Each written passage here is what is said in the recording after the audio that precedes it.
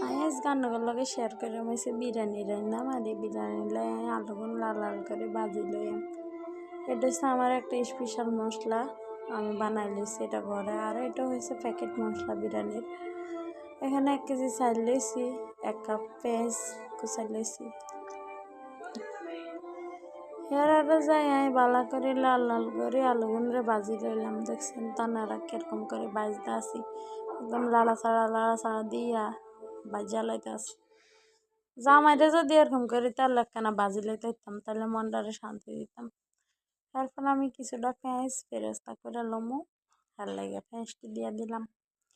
পেঁয়াজটিও একটু লাল লাল করে বাজা লাইলাম। এর মধ্যে আমি বাদাম দিয়ে দিছি, কাজু বাদাম পেস্তা বাদাম, এই 2টা দিয়ে দিছি। আর কি দিয়ে জামাইরে তো বাজি দিতাম না, মরিচে বাজি।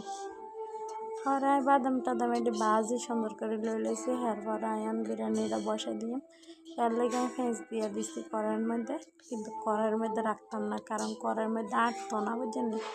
এর লেগে কিরম আমি হাল্লার মধ্যে বয় দিই, হাল্লা লইছি। এই যে হাল্লার মধ্যে সুন্দর করে মাংসটা দিয়ে জাস্ট কাঁচা থাকতে কালারটা দেখেন, আর পুরোপুরি ফাঁক করে লইলে তো কালার সাধারণ হইয়া যাবে গা। এরপর আমি কিন্তু সুন্দর করে লাড়ি সাইড দিয়েছি। এরপরে আবার যাই লাড়ি সাইড দিয়ে আবার ডাকনা উল্লাইলাম অনেকক্ষণ পরে।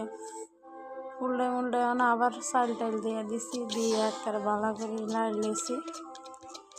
এটা আমি বালা করে আগে কষাইছি সিদ্ধ আনার লাগে, কারণ আমি এটা কক মুরগি দিয়ে রাঁধছি, ব্রয়লার মুরগি দিয়ে রাঁধি না, বুঝছেন। এরপরে দেখেন আর বিরিয়ানিটা কিছুটা এখনও আর একটু হন লাগবো, কিছুটা হয়ে গেছে পুরোপুরি অনও। তার লেগে আবার বাদাম বাজার পেঁয়াজ বেরেস্তা দিয়ে দিছি, দিয়ে এবার আমি ডাক্কা দিম পুরোপুরি আনালাই থই দিম সুন্দর করে। সব দিয়ে আপনার ঘরে সুন্দর করে ডাকি দিম, ডাকনা দিই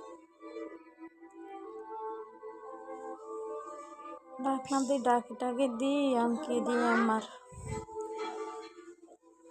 জানেন আজকে এই বিরিয়ানি খাওয়ান লাগতো না। এই বিরিয়ানি খাইতে যাইয়া বা রানতে যাইয়া যে ভূমিকম্প হয়েছিল, তখন একদম দৌড় মাইরা গেছে গা রাস্তায়। আপনাদের কি কমু, বিরিয়ানি খাইতে বইয়া চোখের পানি ফিরে গেছে গা। আমাকে বাসার যে অবস্থা হয়েছে, আর বিরিয়ানিটা দেখেন সেই মতো কালার হয়েছে, খাইতে মন চাইবা না গই।